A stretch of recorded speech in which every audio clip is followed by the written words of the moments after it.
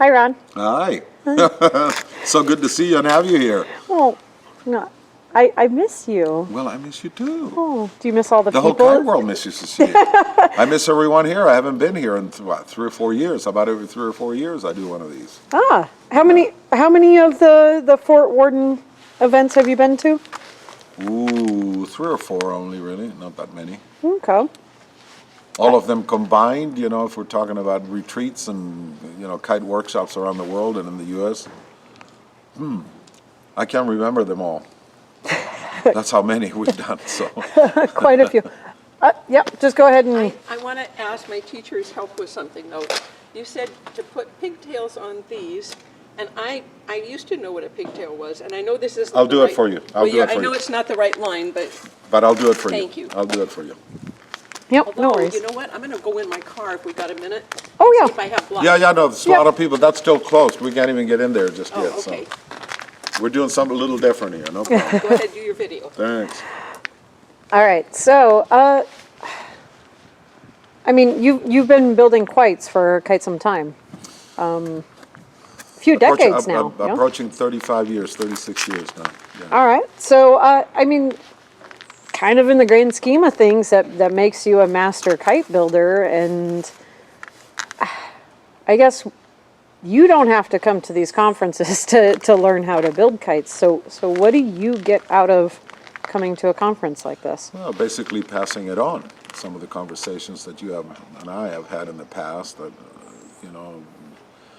mentoring of any kind, whether it's in an organized setting like here, whether you do it at home or anywhere else for that matter, without passing all this knowledge, perhaps that someone like me may have, there's no way to make this hobby, way of life, sport, whatever you want to call it, grow.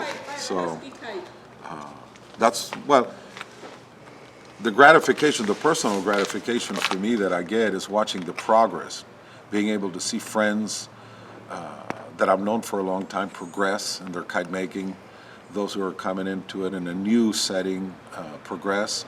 That's what's been most gratifying in the last 35 years, for me at least, and any mentoring that I have done or teachings that I have done, is watching the growth and the end result of what comes out of it.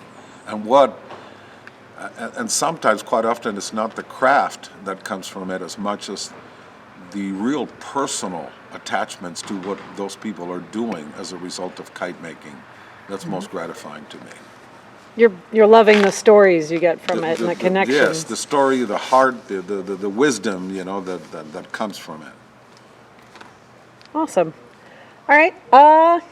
What is this kite that you taught this year? This one is called a Canara. This is the third time that we've, exposed this kite to people, beginning in Fano, Denmark, year before last. And then we took it to UMake in Illinois, Oregon, Illinois, last year, and now here in Fort Worden.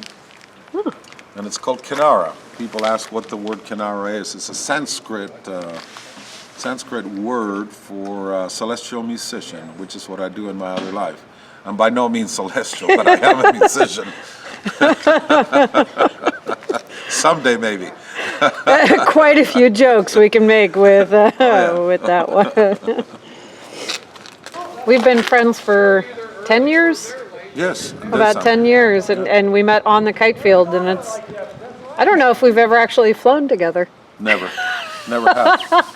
Or built a kite together, or any of that. But the kites are just a real minute part of the relationship, and that's typically the case with all the friendships here. Yeah. We have that in common, but because we come from such different, diverse schools in terms of profession, education, you name it, we're incredibly different and diverse from one another, and yet this unites us. So invariably, the kites do end up being the welding torch to the whole thing, so to speak. And so I like that. It's not the glue, it's the catalyst. Yeah, exactly. Awesome. All right.